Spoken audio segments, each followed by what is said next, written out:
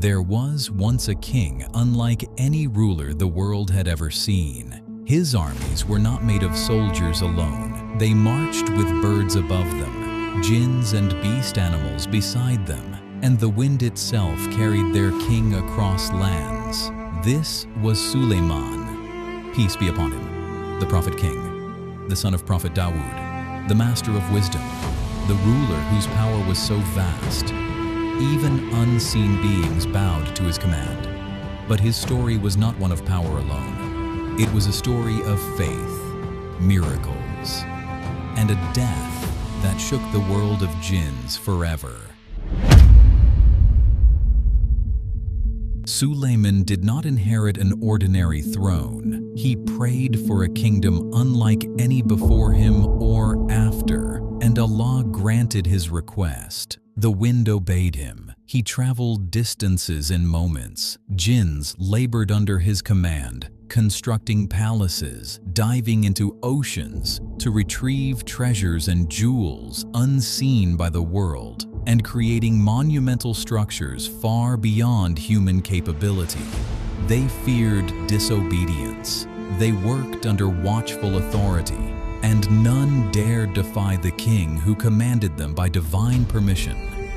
Animals communicated with him, and birds flew as his spies, bringing news from faraway lands.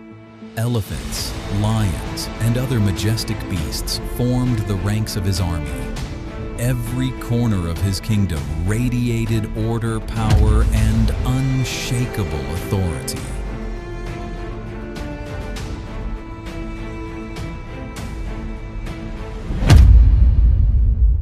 Beyond Suleiman's kingdom, across vast lands of unimaginable wealth, reigned Queen Bilqis, young, radiant, and blessed with extraordinary wisdom and power.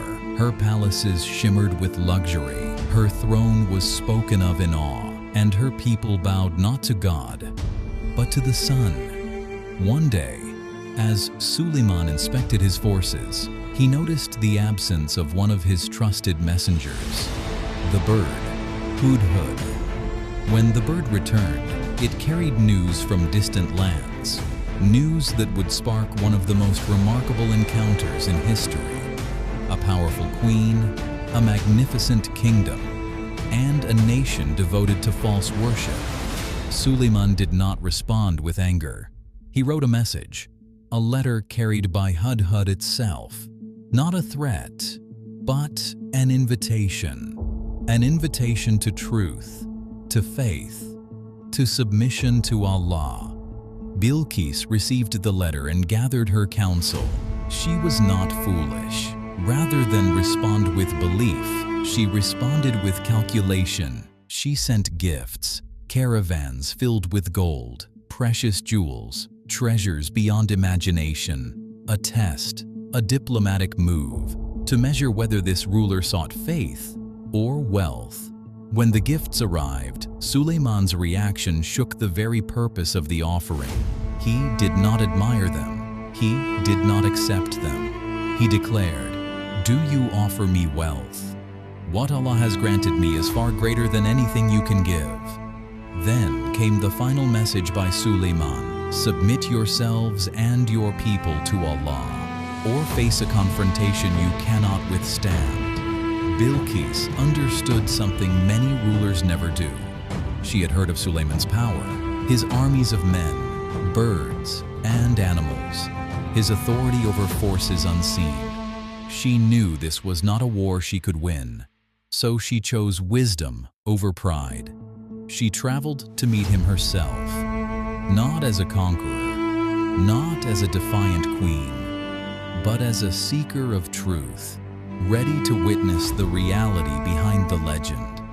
And what awaited her would change everything.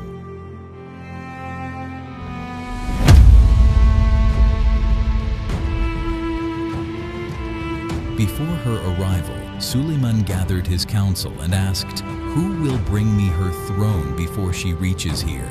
A mighty jinn stepped forward. "I will bring it before you rise from your place." But another servant, blessed with divine knowledge, did it faster than thought. In a blink, the throne stood before Suleman. When Bilqis arrived, she saw it. Familiar, impossible, unexplainable. Her certainty cracked. Then she walked into his palace, a glass floor so clear it looked like flowing water.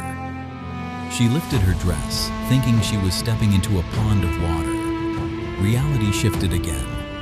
In that moment, surrounded by signs beyond worldly explanation, she realized this was not just kingship. This was the truth.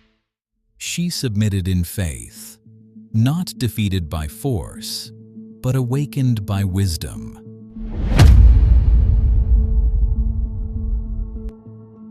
Years passed. The kingdom continued. Then came the moment written in destiny. Suleman sat upon his chair, leaning on his staff, supervising jinns doing construction work for him. An angel arrived and gently took his soul, but nothing changed. Outwardly, his body remained upright, still, silent. The jinns continued their labor, believing their master was still watching, until days and months passed, and a tiny creature gnawed through the staff he leaned on. It snapped, his body fell, and reality shattered. Suleman had been gone. All that time, the jinns froze, then panic spread. They realized they never knew the unseen. They never knew of his death. And with that realization, they fled immediately, abandoning their work as it was. Tools dropped, bricks unfinished, leaving everything behind without a moment's hesitation.